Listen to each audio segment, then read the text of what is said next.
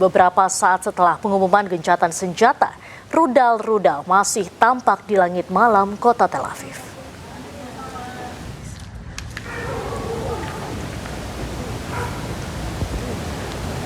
Usai pengumuman penundaan serangan, rudal-rudal masih terlihat di langit malam kota Tel Aviv. Rudal-rudal ini menyasar target militer milik Israel yang berada di Tel Aviv. Hingga kini, warga Israel masih berlindung di bunker-bunker yang disediakan.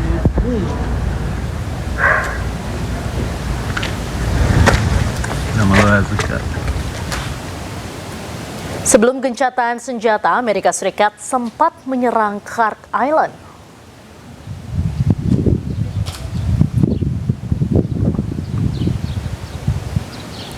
Sebelum gencatan senjata tercapai, Amerika Serikat menyasar sejumlah infrastruktur Iran di Pulau Khark. Menurut pejabat Amerika Serikat, militer AS menyerang target militer di Pulau Khark, bukan fasilitas minyak.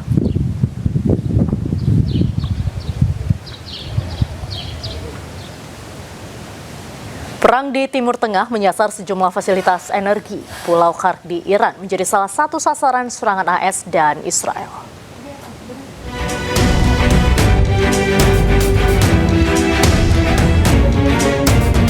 Inilah Pulau Khark di Iran yang menjadi salah satu target serangan Amerika Serikat.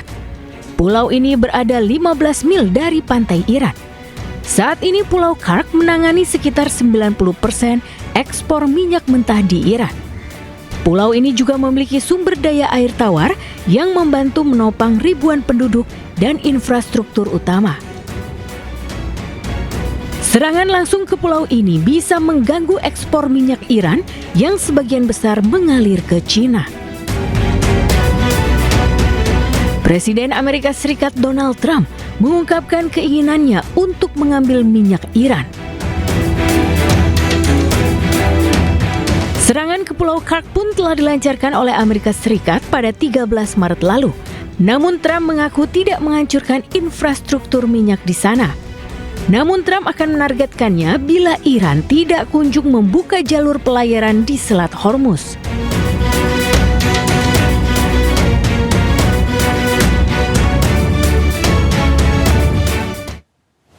Pemirsa, pemerintah Iran sepakat untuk melakukan gencatan senjata dengan Amerika Serikat. Iran pun akan membuka Selat Hormuz selama 2 minggu ke depan.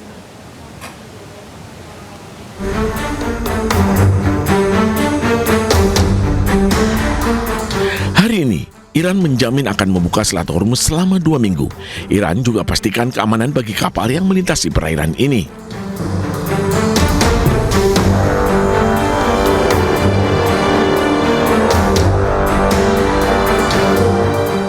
Jaminan diungkapkan oleh Menteri Luar Negeri Iran, Abbas Araghchi, di media sosialnya.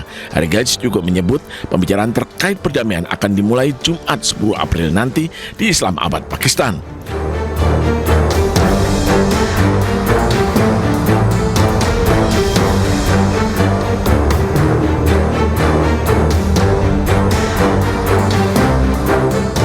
Usai Selat Hormuz dibuka, harga minyak dunia turun tajam. Harga minyak mentah Brent turun 13 hingga 14% di harga 95,06 US dollar per barel. Sementara minyak mentah West Texas Intermediate yang berasal dari Amerika Serikat turun 18% di harga 92,61 US dollar per barel.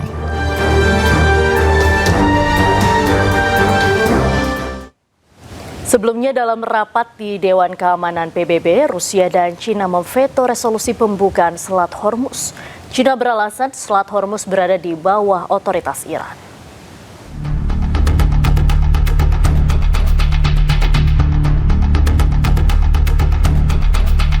Rancangan resolusi disusun oleh Bahrain menyuruhkan langkah-langkah pertahanan terkoordinasi untuk memastikan kebebasan navigasi di Selat Hormuz.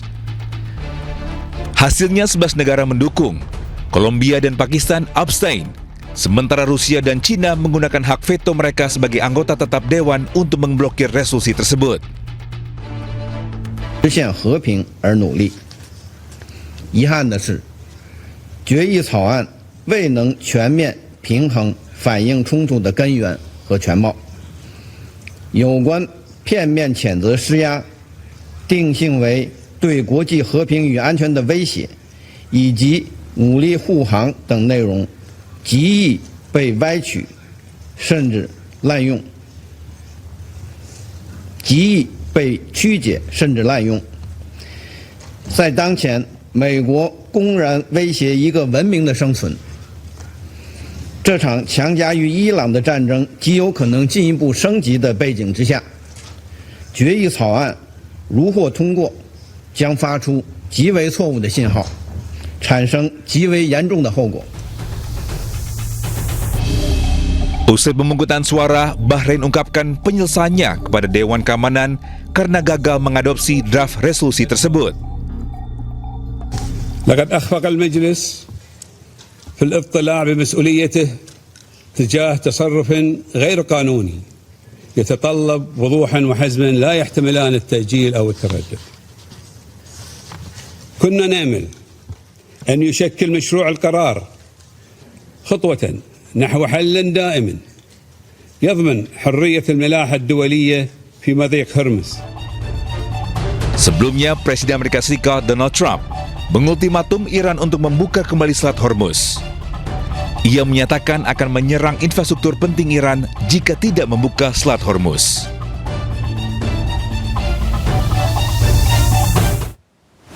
Presiden Amerika Serikat Donald Trump setuju tangguhkan serangan ke Iran. Trump bakal tunda serangan ke Iran selama 2 pekan ke depan. Dalam pernyataan yang diunggah di media sosialnya, Trump menyatakan menunda serangan dengan syarat Iran harus membuka Selat Hormuz dan Iran pun menyetujuinya. Trump menyatakan gencatan senjata bersifat 2 arah, namun Trump tidak secara spesifik menyebut Israel yang turut menyerang Iran dan Lebanon. Trump juga menyatakan kesepakatan damai jangka panjang dengan AS kian dekat dengan AS menerima 10 poin proposal gencatan senjata dari Iran.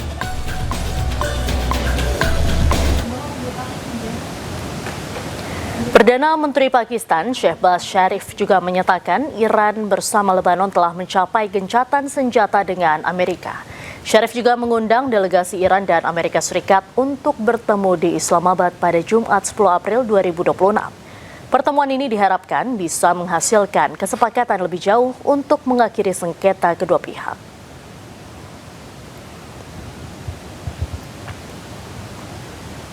Iran memberikan 10 syarat sebelum menyetujui gencatan senjata dengan Amerika Serikat. Dalam syarat yang diajukan, diantaranya Iran meminta kuasa penuh atas Selat Hormuz dan juga pengayaan uranium miliknya. Pertama, jaminan prinsip Amerika Serikat untuk tidak melakukan agresi. Kedua, kendali berkelanjutan Iran atas Selat Hormuz. Kemudian yang ketiga, pengakuan pengayaan uranium. Dengan kata lain, Amerika Serikat mengizinkan Iran untuk mengelola uranium miliknya. 4. Pencabutan seluruh sanksi primer. 5. Pencabutan sanksi sekunder. Dengan kata lain, Amerika Serikat diminta mencabut seluruh sanksi untuk Iran, salah satunya adalah sanksi ekonomi atas Iran. 6. Iran meminta agar semua resolusi Dewan Keamanan PBB dibatalkan. Lalu yang ketujuh, resolusi Dewan Atom Internasional juga harus dibatalkan. 8. Iran menuntut agar Amerika Serikat membayar kompensasi atas kerusakan di Iran. 9. Amerika Serikat diminta untuk menarik semua pasukannya dari Timur Tengah. Dan 10. Penghentian perang di semua front termasuk terhadap Hizbullah di Lebanon dan Houthi di Yaman. Perdana Menteri Pakistan Shehbaz Sharif berhasil mencapai hasil positif atas upayanya mediasi Iran dan AS. Kedua pihak akan bertemu di Islamabad pada 10 April mendatang untuk bernegosiasi.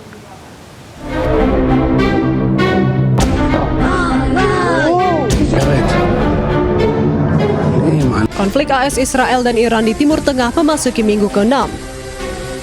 Setelah ancaman serangan besar-besaran AS ke Iran untuk membuka Selat Hormuz batal diluncurkan, kini kedua belah pihak justru sepakat melakukan gencatan senjata.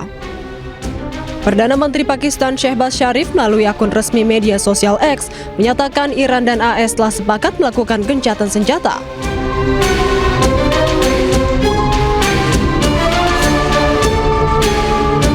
Sharif juga telah mengundang kedua belah pihak untuk bernegosiasi pada 10 April di Pakistan guna mencapai kesepakatan untuk menyelesaikan konflik.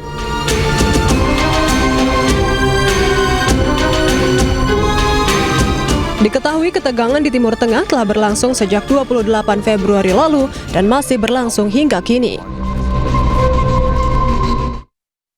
Pemirsa, warga Iran turun ke jalan dan bersorak merayakan gencatan senjata selama 2 pekan yang diumumkan oleh Presiden Amerika Donald Trump.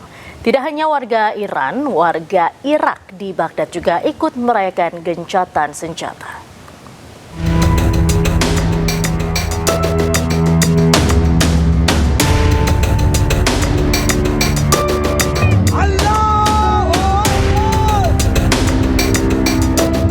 Jalan-jalan di Iran dipenuhi warga.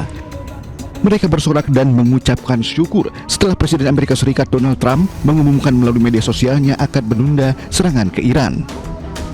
Pemerintah Iran menegaskan gencatan senjata ini adalah bentuk kemenangan Iran dalam perang melawan Amerika Serikat dan Israel. Meski ditunda selama 2 pekan, Iran tetap bersiap hadapi serangan Israel.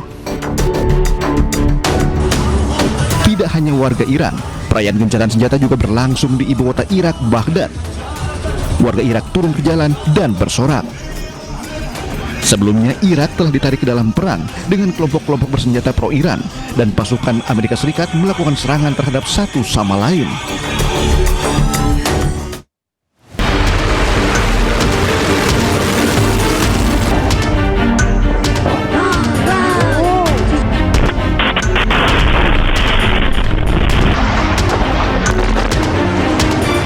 Perang Amerika-Israel dengan Iran yang berlangsung selama 6 pekan mencapai kesepakatan gencatan senjata. Gencatan senjata disepakati selama 2 pekan. Dalam pernyataan yang diunggah di media sosialnya, Trump menyatakan menunda serangan dengan syarat Iran harus membuka Selat Hormuz. Trump menyatakan gencatan senjata bersifat 2 arah, namun Trump tidak secara spesifik menyebut Israel yang turut serang Iran dan Lebanon. Trump juga menyatakan kesepakatan damai jangka panjang dengan Amerika Serikat kian dekat dengan Amerika terima 10 poin proposal gencatan senjata dari Iran.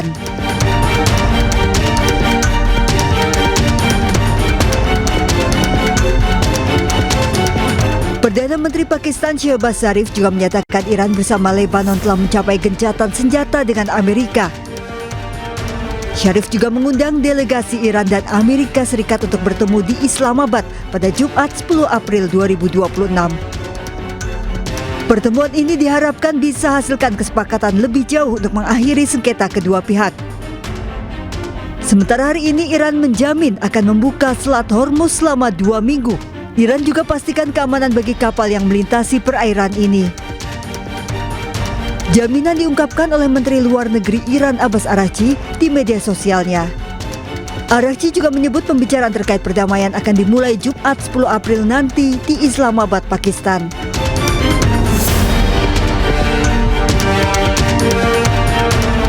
Usai Selat Hormuz dibuka, harga minyak dunia turun tajam. Harga minyak mentah Brent turun 13 hingga 14% di harga $95,06 Amerika per barel. Sementara minyak mentah West Texas Intermediate yang berasal dari Amerika Serikat turun 18% di harga $92,61 Amerika per barel.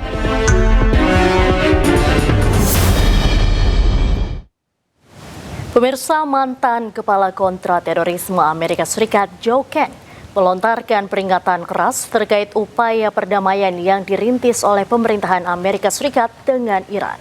Joe Kent menyebut adanya risiko sabotase dari pihak sekutu, khususnya Israel, yang dapat menggagalkan rencana gencatan senjata bersejarah selama 2 pekan ke depan. It's absolutely essential that we ensure that the Israelis do not sabotage this 2-week ceasefire or eventually the lasting peace that we're trying to achieve with the Iranians. We're on the cusp of being able to have the Strait of Hormuz reopened to hopefully start to get the world energy supply and commerce back online. The last thing we need is the Israelis doing what they have done in past negotiations and targeting the negotiators or taking a series of strikes that escalates the conflict. In order to ensure that we can restrain the Israelis, we actually have to start start removing features of the military support that we give to them. We have to take away enough from them that they simply cannot go on the offense, that they're using all their military capabilities that we provide for them and that they have organically for the defense of their country and not for offensive operations inside of Iran. It's absolutely critical that we take this step and don't just take Israel's word for it, that they agree to this ceasefire simply because they have a very bad track record of adhering to these deals. We also have to keep in mind that Israel has a different strategic outcome than we do. Us working towards any kind of a deal with the Iranian government works against the Israeli strategic objectives of toppling this government completely and totally. We have to recognize that in order to properly address Israel, because Israel could spoil any peace that President Trump is working. Amerika Serikat dan Iran menyepakati gencatan senjata selama 2 pekan. Lantas bagaimana dengan Israel? Untuk membahas lebih dalam, kami telah terhubung dengan pengamat intelijen dan terorisme Ridwan Habib. Selamat malam Pak Ridwan. Selamat malam Mbak Diandra. Baik, Pak Ridwan, tadi kita sudah menyimak pernyataan dari mantan Kepala Kontraterorisme Joe Ken yang menyoroti potensi sabotase oleh Israel. Seberapa besar kemungkinannya mengingat track record Israel ini kan berulang kali melanggar gencatan sebelumnya seperti di Gaza maupun juga di Lebanon? Saya kira paling besar kemungkinan gencatan senjata ini gagal memang sesuai dengan analisa Pak Joe Ken itu, mantan Kepala Kontraterorisme Amerika Serikat. Kemungkinan besar memang Israel yang melakukan sabotase ya. Termasuk yang harus juga diperhatikan adalah keamanan pertemuan Islamabad pada Jumat tanggal 10 April, kira-kira 2 hari lagi. Karena kita tahu Islamabad di Pakistan ini situasinya juga masih sangat volatile, resiko ancaman keamanan misalnya ada serangan bom dan sebagainya, ini saya kira juga harus menjadi antisipasi dua pihak, baik dari pihak Amerika Serikat maupun dari pihak Tehran, dari pihak Iran. Jangan sampai kemudian nanti pertemuan yang difasilitasi oleh Pakistan sebagai jalan untuk menunjukkan kepada dunia bahwa perdamaian bisa dicapai, itu justru setback karena ada insiden-insiden yang tidak perlu.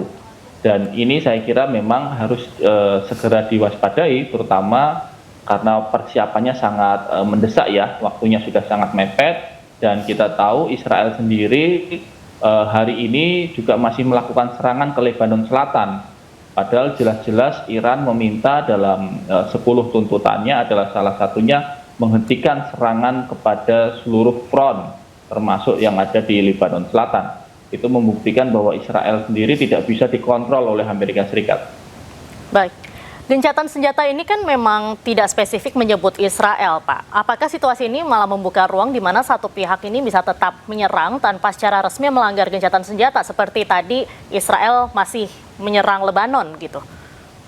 Ya, itulah yang kemudian protokol perdamaian semu menurut kita, karena dalam perjanjian atau kesepakatan itu para pihaknya tidak disampaikan secara jelas. Misalnya yang tidak boleh melakukan serangan balasan, serangan tambahan itu apakah dari Israel, kemudian negara lain, karena bisa saja kemudian menggunakan proksi lain. Termasuk juga apakah Iran misalnya kalau diserang Israel boleh nggak membalas Israel dalam waktu 2 minggu ini. Jadi ini yang saya kira Mbak Diandra memang masih sangat volatile ya, masih sangat rapuh perjanjian ini. Dan tampaknya juga IRGC, tentara militer Garda Revolusi juga bersiap-siap dengan segala kemungkinan. Karena selama ini beberapa kali pelanggaran perjanjian dilakukan oleh Israel. Baik, nah selain itu kan Pak Joe Ken ini juga menyoroti ada perbedaan kepentingan atau ada tujuan strategis yang berbeda nih antara Amerika Serikat dan Israel. Apa nih Pak sebetulnya? Israel kan merencanakan sebuah pola besar yang disebut dengan The Greater Israel atau Israel Raya ya, yang membentang dari mulai sungai Efrat atau sungai Mesopotamia sampai ke Arab Saudi bagian utara. Ini yang saya kira juga harus diwaspadai, karena kalau mereka melanjutkan protokol The Great Israel atau Israel Raya ini, maka kami meyakini perangnya tidak akan segera berhenti. Mereka akan terus menganggap Iran sebagai obstacle utama atau hambatan utama yang akan menghalangi cita-cita itu. Karena itu Israel walaupun mungkin tanpa Amerika, kemungkinannya dia akan terus melakukan serangan. Baik, apakah justru hal ini bisa menimbulkan seperti friksi antara AS dan Israel, Pak? Friksi dalam konteks politik tampaknya sulit ya, karena konsolidasi internal politik Israel dengan internal politik dalam negeri Amerika itu begitu kuat. Saling sokong, kemudian oligarkinya juga saling mendanai. Oligarki Israel banyak sekali memberikan dana dalam kampanye-kampanye politik di Amerika Serikat. Jadi tampaknya di atas kertas itu tidak mungkin, tetapi barangkali bisa saja kalau kemudian ada faksi-faksi politik di Amerika yang kemudian menekan Trump untuk stay away dari agenda-agenda Netanyahu, untuk mengembalikan kejayaan Amerika sebaiknya tidak perlu mengikuti agenda Israel. Itu kan yang dituntut oleh para jenderal yang akhirnya dipecat, yang 12 jenderal itu, 12 jenderal dari Kementerian Perang Amerika yang dipecat kira-kira 3 hari yang lalu. Baik, tekanan-tekanan itu kan tidak hanya datang dari jenderal-jenderal saja, kemudian juga dari publik. Ini sangat menekan pemerintah Amerika Serikat untuk stay away dari Israel begitu. Apakah ini juga menjadi salah satu pertimbangan dari Trump untuk melakukan gencatan senjata, Pak?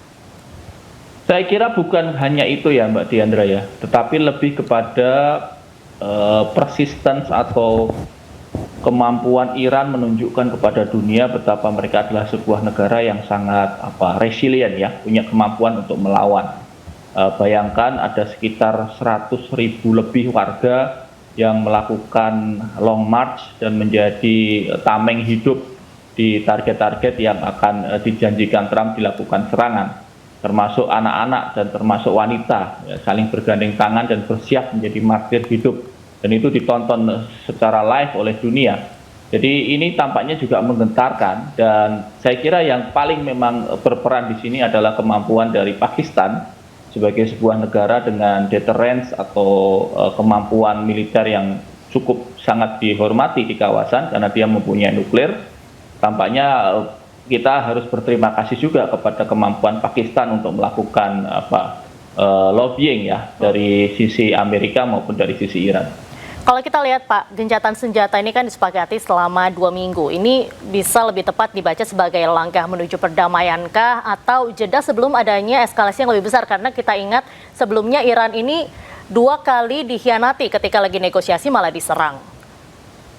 Ya, Iran sudah hafal berkali-kali dengan strategi seperti itu, dan tampaknya 2 minggu ini bagi Iran pun juga pasti sangat menguntungkan karena reorganisasi, kemudian remiliterisasi dalam konteks perpindahan pasukan, kemudian pergeseran logistik itu bisa dilakukan dalam 2 minggu. Misalnya mereka bisa melakukan perpindahan suplai balistik dari satu titik ke titik lain, drone-drone yang sebelumnya diparkir di sisi tertentu kemudian bisa dipindah ke sisi yang lain dalam waktu 2 minggu ini, dan itu secara leverage taktis akan menguntungkan Iran kalau misalnya setelah 2 minggu Amerika dan Israel melanjutkan perangnya. Jadi ini dari 2 sisi, misalnya apakah ini bertahan terus, perdamaiannya itu bertahan lama, ini juga menguntungkan Iran, menunjukkan kepada dunia bahwa Iran bangsa yang tidak mudah ditundukkan, pemerintahannya tetap, rakyatnya tetap, kemudian militernya tetap setia kepada pemerintah. Kalaupun ini hanya 2 minggu saja, ini juga sangat menguntungkan secara militer bagi Iran karena mereka pasti punya persiapan baru untuk menghadapi serangan berikutnya. Oke, justru malah ini menguntungkan bagi Iran ya Pak, gencatan senjatanya? Sangat menguntungkan bagi Iran, dan sekarang di jalan-jalan ya kita lihat tadi laporan dari iNews juga di alun-alun Azadi di Teheran, kemudian di Jalan Enghelab, itu masyarakat kan berduyun-duyun merayakan ini sebuah kemenangan begitu. Kemenangan bagi bangsa Iran, kemenangan bagi rakyat Iran karena mereka bisa memaksa Trump untuk tidak lagi melanjutkan serangan dengan 10 tuntutan itu. Dan memang saya kira leverage Iran sungguh sangat naik ya dengan situasi gencatan senjata ini.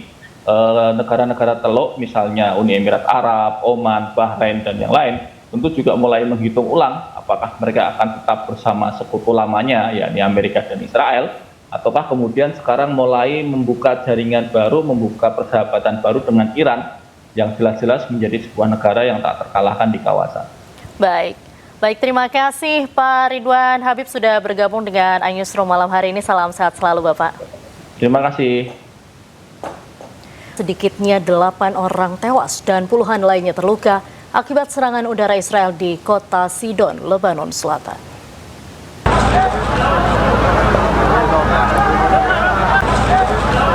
Serangan militer Israel menyasar sebuah kafe di tepi pantai kota Sidon, Lebanon Selatan, Selasa malam. Menurut Kementerian Kesehatan Lebanon, akibat serangan tersebut sedikitnya 8 orang tewas dan 28 lainnya terluka. Serangan dilancarkan saat warga Lebanon masih tertidur, hanya beberapa menit setelah Presiden Amerika Serikat Donald Trump mengumumkan gencatan senjata antara Amerika dan Iran selama 2 pekan.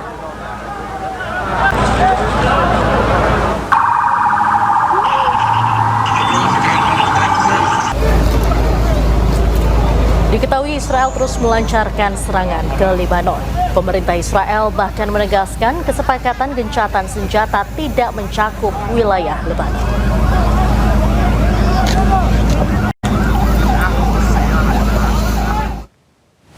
Pemirsa, Israel kembali meluncurkan serangan udara ke kota Srifa, Lebanon Selatan. Militer Israel menargetkan wilayah pendudukan kota Srifa, Lebanon Selatan. Serangan menghantam gedung-gedung tinggi dengan asap tebal hitam terlihat membumbung ke langit. Belum diketahui adanya korban jiwa maupun luka-luka akibat ledakan tersebut.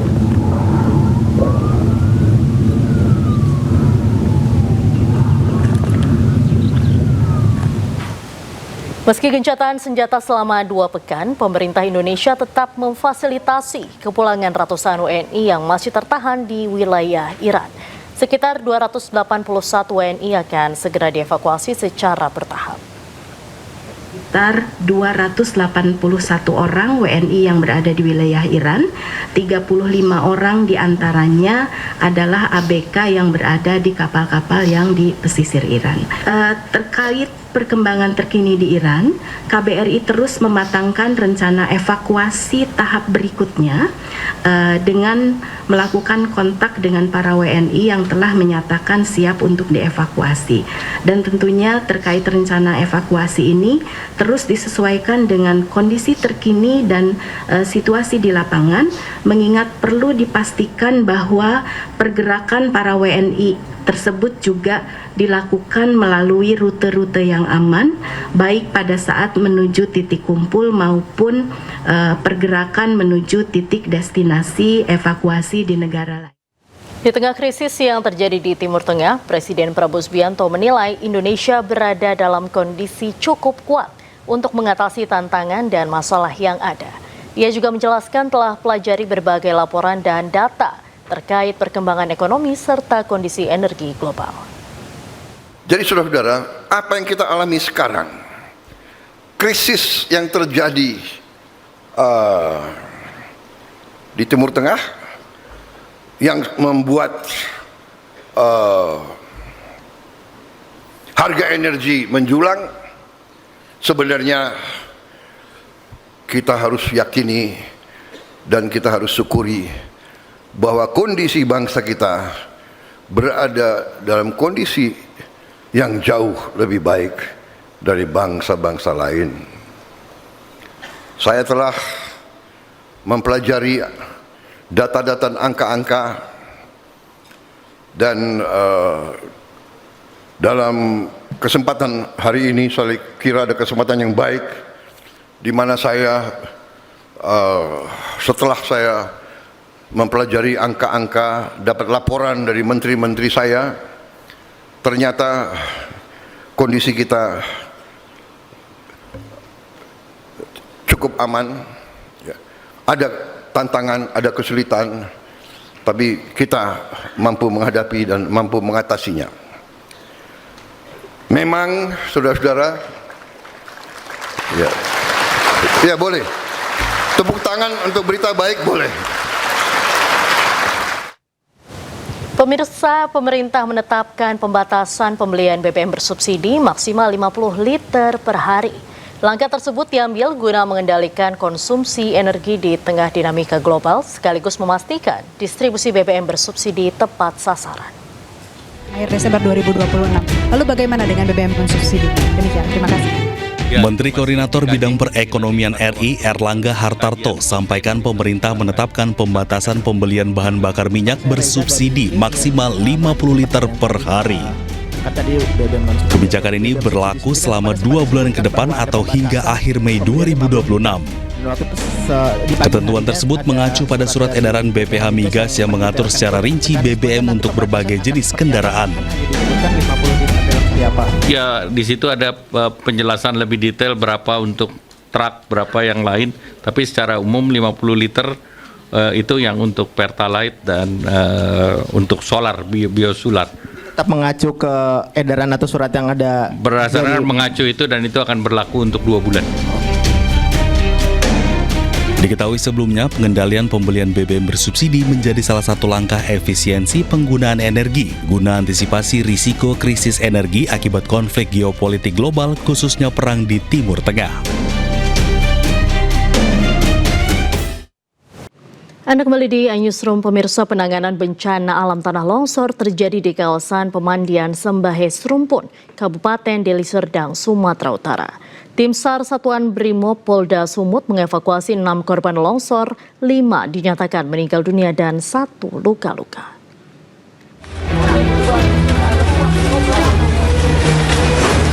Tim SAR Satuan Brimob Polda Sumatera Utara melakukan penanganan bencana longsor di Kabupaten Deli Serdang, Sumatera Utara. Operasi evakuasi tim SAR dilakukan di tengah kondisi medan yang berat, licin, serta cuaca yang kurang bersahabat. Tim berjibaku menembus timbunan material longsor demi menemukan dan menyelamatkan korban. Dari operasi tersebut, tim berhasil mengevakuasi sebanyak 6 orang korban. Dari jumlah tersebut, 5 orang dinyatakan meninggal dunia dan 1 luka-luka dilarikan ke RSUD Pancur Batu. Untuk tadi malam itu tim gabungan sudah mengevakuasi teman-teman yang malam sudah mencari teman-teman sana.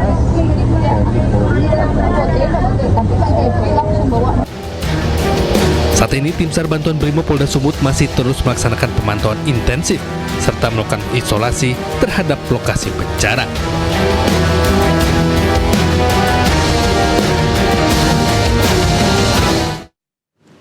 Pemirsa, Wakil Presiden ke-10 dan ke-12 RI Yusuf Kala melaporkan Rismon Syanipar ke Barreskrim Polri.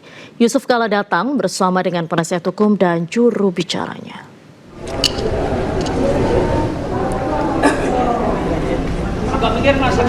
JK mengatakan bahwa laporan tersebut terkait tuduhan yang dilayangkan kepadanya bahwa dirinya mendanai Roy Suryo CS sebesar 5 miliar rupiah dalam kasus tudingan ijazah palsu Jokowi.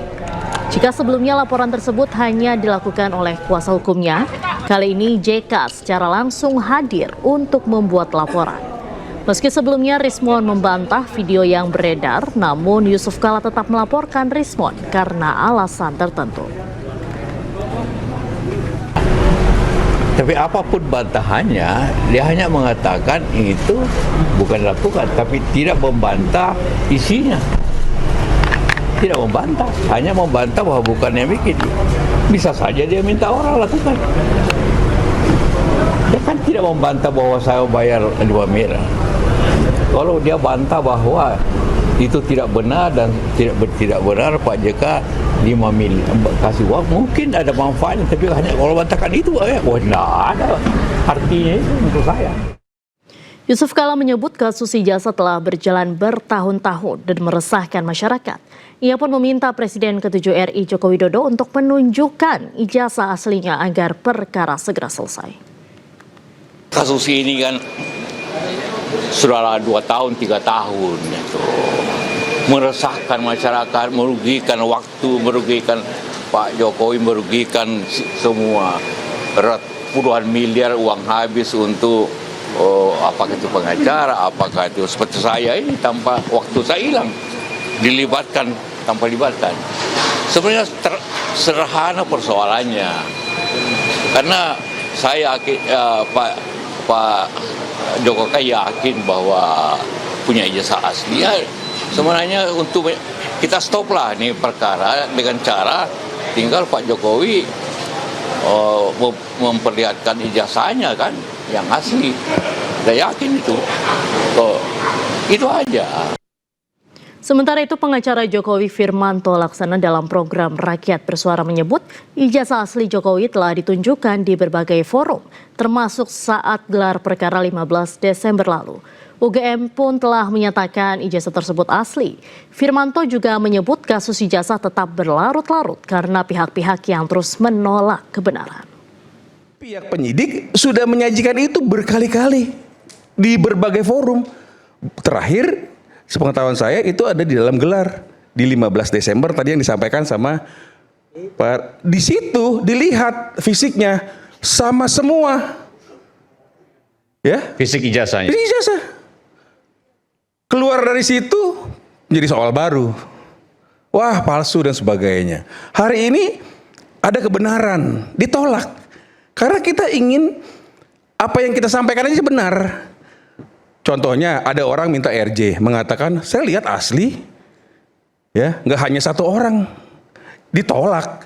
Jadi kalau kita ingin membuat sesuatu hal salah semua, polisi salah, lapor salah, semua salah, UGM yang mengeluarkan dan memverifikasi salah, Pak Jokowi yang berkuliah salah, temannya salah. Nah ini kan contohnya kan, kenapa? Karena nggak sesuai dengan keinginannya. Kita nggak bisa entertain semua orang. Pemirsa, aktris senior Christine Hakim menemui Presiden ke-7 Joko Widodo di Solo, Jawa Tengah. Kedatangannya ke kediaman Jokowi sebagai bentuk silaturahmi.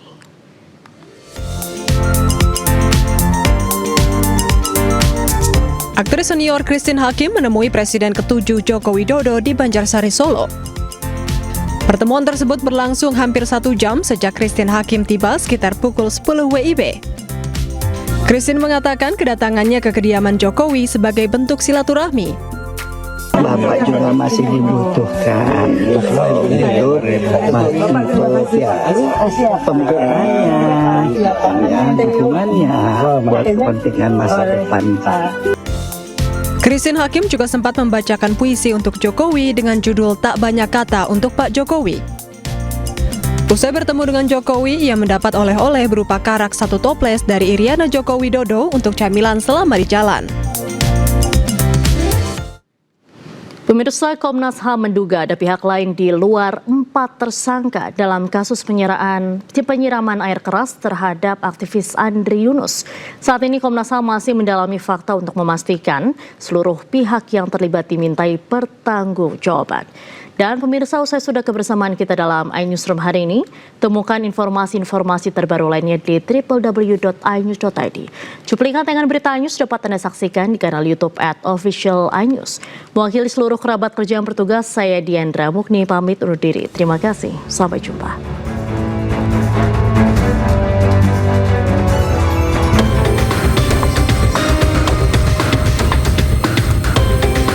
Anggota Komisioner Komnas HAM masih terus melakukan pendalaman dan menggali kemungkinan keterlibatan pihak lain di luar 4 tersangka yang sudah ditetapkan dalam kasus penyiraman air keras terhadap aktivis Kontras, Andri Yunus.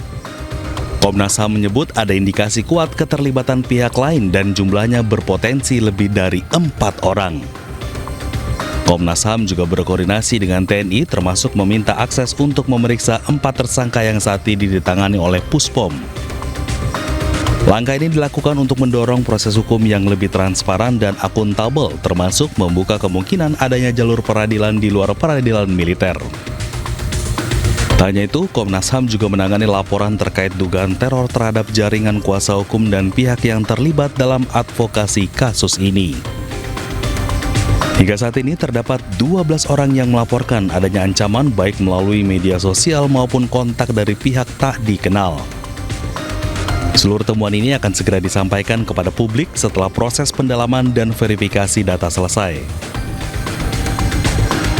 Pada prinsipnya, dari Komnas HAM kita ingin memastikan bahwa siapapun pihak yang terlibat di dalam peristiwa penyiraman terhadap saudara Andri Yunus ini itu harus diminta pertanggungjawabannya, gitu ya. Itu prinsipnya. Kita tidak hanya membatasi kepada 4 orang ini, tetapi kita ingin melihat apakah ada pihak-pihak lain yang juga harus diminta pertanggungjawabannya. Itu prinsipnya, gitu ya. Sebelumnya, aktivis dan wakil koordinator Kontras Andri Yunus menjadi korban penyiraman air keras oleh orang tak dikenal yang berboncengan motor Kamis pukul 11:30 malam di kawasan Senen, Jakarta Pusat. Insiden itu terjadi usai Andri menghadiri podcast dengan YLBHI. Andri terluka bakar 24% di bagian kanan tubuh. Dari Jakarta, Ayanufus Iriansyah, iNews melaporkan.